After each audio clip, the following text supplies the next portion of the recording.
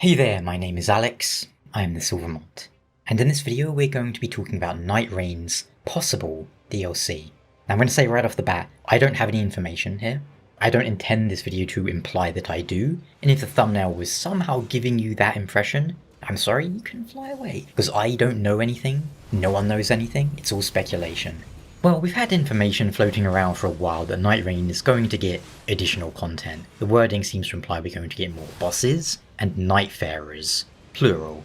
Whether the Everdark bosses count as new ones for that, or if we're getting something completely new, I don't know. But I've been playing a decent amount of Nightreign. Put in around, 100 hours since launch. Not as much as some of you crazy people out there, but enough that I've gotten a decent feel for the game. And that got me thinking, what sort of Nightfarer classes would be fun to see as new ones coming in the DLC?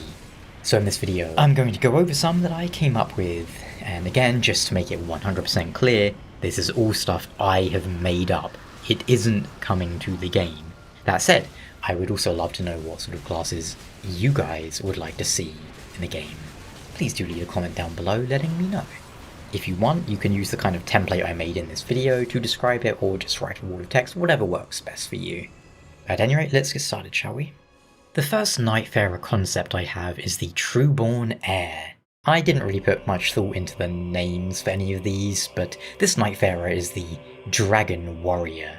You'll notice I didn't include the exact attributes for any of these, as I wasn't really quite sure what sort of system they used to allocate them. But if we extrapolate from the base game, Recluse is Faith and Raider is Strength and Health. Most characters kind of specialise in two stats. Going by that sort of logic, the Trueborn Heir would be Arcane and Faith, much like the stats that Dragon incantations need in the main game. Maybe AA in those, but the stats overall would be quite middle of the road, nothing that sort of stands out particularly. The basic idea with this character is to be a hyper mode, high risk, high reward kind of playstyle, or berserker mode. Lower health, more damage, boasting golden scales that adapt to elements, and the lower your health gets, the higher your damage is boosted. Pretty standard red tier stone kind of stuff, right? The passive would also allow gliding, because that's just fun and a dragon should be able to do some sort of gliding, right?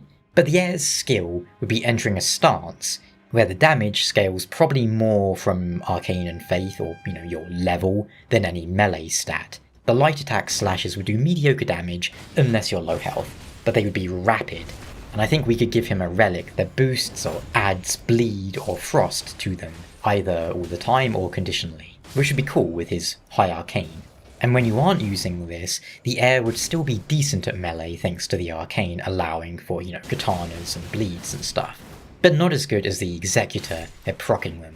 And when you're in your character skill stance, the heavy attack would do an elemental breath attack. Think of it like a miniature version of the breath incantations, obviously considerably less powerful, but if you hold it, some sort of selector would come up where you can change the element, allowing you to be very versatile, a chromatic scaled dragon who can sort of use all elements. As for the ultimate, the heir would zap himself with the lightning and the surroundings, doing a bit of damage, but also as an on-demand way to reduce his health. Holding it would make the storm last longer, use more ult, do more zaps to himself and enemies. Not to allies, obviously. In exchange, the heir gets further boosted stats, and every time he hits an enemy, he replenishes stamina for allies, allowing them to keep up a brutal onslaught against the boss. I think this sort of playstyle would be a lot of fun for people who are really confident with their ability to know the boss moves and to control their health and the flow of the battle, and it would be pretty good as a solo class too in some ways. But it could also be a nightmare online, if you get someone who keeps playing the heir and they just keep going low health and getting smacked around, that sort of stuff. But what do you think would be a good preferred weapon for this character? Because I'm not sure there what would suit him. Maybe something like claws, something that innately have a bit of bleed, or something with an innate element or status to it. Next up we have the Lion Paladin, a strength faith character, kind of a off-tank you might say. Think A in strength, B in faith, then BB in health and stamina. Maybe an A. Not as solid and high health as the Raider or the Guardian, but a little bit like the Wilder, Whereas Wilder is quality split between strength and dex, this guy is strength and faith. I see this character starting with maybe a big unique flail or morning star and a medium shield. The equivalent of like the brass shield, like one of the heavier medium shields. Now a cool two-handed flail with a unique design. Kind of like, you know the Night Cavalry flail? You know when they use it, it's massive, but then when you use it, it becomes like a little kid's toy? Think like the actual one they use, something like that. Anyway, the Lion Paladin is supposed to be a character who has enough faith to, you know, you can use some incantations, but primarily it's for weapon buffs, like Lightning Weapon, Dark Moon Blade. Not that Dark Moon Blade exists in Elden Ring, but you know, that sort of stuff. And it would be kind of fun if this character was like a Blade of the Dark Moon in some way, seeing as Elden Ring Nightreign is shoving in Dark Souls stuff now and then. His passives are all about adapting to different circumstances. Recovering health recovers a bit of FP, or if you recover a bit of FP, it'll get you a bit of health. These won't like trigger off each other, obviously, and not really enough to spam spells, not enough recovery for that, but I think he would start with a weapon buff seal, or maybe his skill would be a weapon buff on his starting weapon. And when you use his skill, he would conjure up a special weapon. Think how like Morgott does, and does a big swing forwards, with a lot of forward momentum, and if you hold it down, he would swing into another one and sort of keep going forwards with a bit less momentum, kind of like a whirlwind attack from Diablo or any other isometric action RPG, where you move forward while spinning, doing multiple hits. In terms of the overall momentum, the skill in general would go, let's say, 10 feet forwards, and if you hold it, you'd go another 5 feet, so most of the momentum would be on the initial strike. So it would also work as a bit of a gap closer. And the tap version would obviously come back faster than the hold version, so you could use the tap version for just kind of overall mobility. I'm thinking quite a low cooldown. It wouldn't do amazing damage, but I'm thinking decent stagger, and also health regen for the team. As for what weapon he would conjure, maybe like a giant two-handed golden greatsword made of light. It would also regen health for the team, because having a, melee paladin who can do a bit of healing is always cool, right?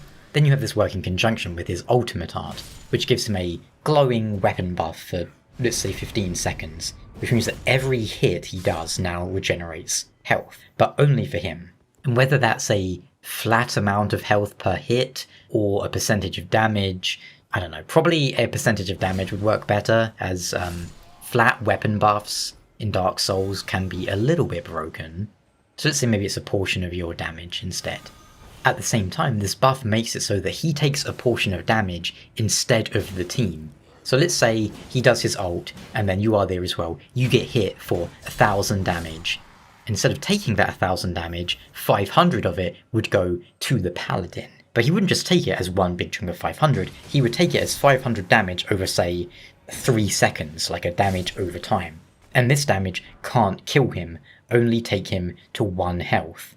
Now obviously he would need poise as well, but this would be a way for him to just sort of, in a way, face tank through attacks whilst also keeping the team alive, which I think would be a really just cool kind of trading blows kind of playstyle. A little bit like how the Raider does, but only really specifically here for the ult.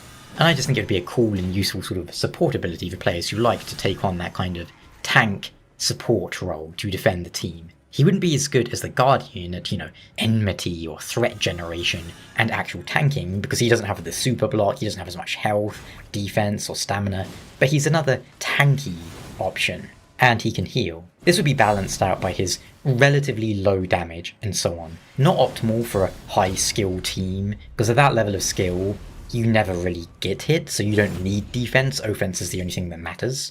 But a fun character, and not many players are so good that they'll never get hit. Whereas the Trueborn Heir would be very possibly one of the best damage dealers if played well, but could also be very dangerous and would go down a lot if, not played well, and a lot of players would probably hate getting paired with them. They'd be like, oh no, is this another rubbish heir? But everyone loves a healer who helps the team, right? It would be a good sort of beginner character too, as it would be hard to go wrong in a lot of ways.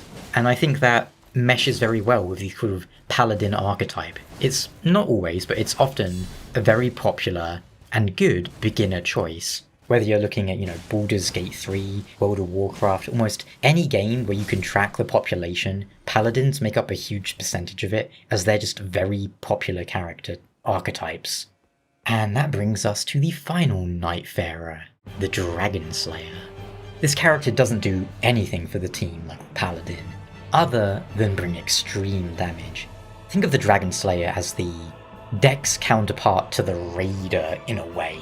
He doesn't have high health, but he has high stamina, very high Dex, and like maybe B or C in strength.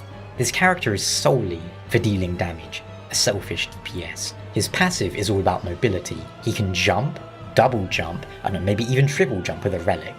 Whilst in the air, instead of having the usual jump attacks, he would gain new ones, maybe an R1 string of like 3 light attacks.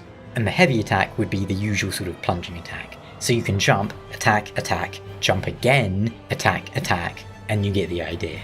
And you can jump off enemies. Think kind of like jump cancelling in Devil May Cry. Obviously, there's a hard limit of how many times you can do that, only like 1 or 2 in a row before you need to touch the ground again. This character is obviously inspired by, to some extent, things like DMC, but also just aerial spear users, one of my favourite kind of archetypes in RPGs, Dragoons. Spears, my favourite weapon would be his preferred weapon type.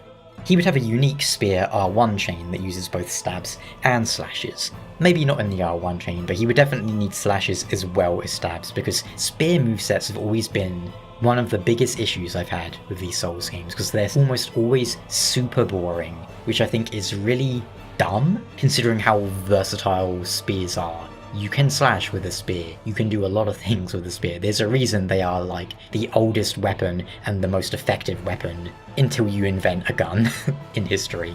Anyway, the Dragon Slayer's skill would jump up into the air and then slam down. The classic Dragoon jump, dealing high damage and stagger. You could also use this jump part, going up, to avoid attacks. I think there would be, as you're going up into the air, you would have about as many iframes as a roll, and obviously once you're in the air you're going to be going over a lot of attacks. Same way jumping iframes work in the game, where the bottom half of your body is like immune to damage or whatever. Holding the ability will allow you to linger in the air for a moment as you aim, or just stay in the air a little longer to keep avoiding something. And I'm thinking maybe the Dragon Slayer would have a worse dodge roll than some of the other characters. Like, not going as far as Guardian, but not having a great dodge roll either. Like somewhere between the normal characters and the Guardian, if that makes sense, to balance it out. The higher you are, the more damage you do, although that would be a fairly minor thing against bosses, mostly just for fun in the world. Like if you want to jump up a spirit spring, then violate an enemy far below you. As for the ultimate, the Dragon Slayer would conjure up a magical spear, a giant spear, and heave it, either impaling an enemy or just the ground, and then it stays there for, let's say, 15 seconds. And when you hit it, it explodes and deals damage. And that damage also debuffs nearby enemies in their explosion range. Like if you impale it into a boss, you hit it, and then it hits the boss when you smack it, reducing their defense for 3-5 times. And if you hit it enough times before it expires, it will explode, dealing further high damage and stagger. Unlike Iron Eye's mark, you would need to hit the actual spear, not just the enemy in general. But maybe this would need further tweaking to help differentiate it from his mark, I don't know. But this character would be low utility, high damage, low defense, high offense. Probably about as squishy and armored as, say, the Executor, maybe a bit weaker defensively, as you'd have a slightly worse roll, and you wouldn't have, of course, the parries that he has. Maybe we do something fun with this character having, when you're grabbed, something happens to you as like an extra part of his passive, because a big thing for why Dragoons have all that really crazy spiky armor is that if they get grabbed and like nibbled on by a dragon, all the like barbs and spikes on their armor are going to mess them up. I don't know how you could work that in, it doesn't need to, but there are grabs in Nightreign, so it could be fun, just for flavour, to give them something there. But the idea with this character is that you are using a skill, you're very mobile, you jump around a lot, and you can't really tank many hits. Maybe one of his relics allows him to get multiple uses of his skill and chain them together. At any rate, those are the 3 characters I think would be fun to put into Nightreign. Balanced? I don't know. That depends on how they would hypothetically perform. Do I think some of the base game characters need a few tweaks and buffs too? Yes, like the Duchess, but what do you think? If you could design a Nightfarer, what would you like to see? Do you want one of these ones? Do you want something like a deprived who starts with nothing and starts off really weak but maybe scales incredibly well with levels? I don't know. What do you want? Incidentally, the only stats right now that no characters have S rank in are FP and stamina. So maybe the two new characters, one will have S rank FP and the other will have S rank stamina. That's a theory. Either way, thanks so much for watching. If you like the video, do check out some of my others. I got a lot. It helps me out. It helps you out. It helps my cat out, as I can buy him food. Until then, ciao.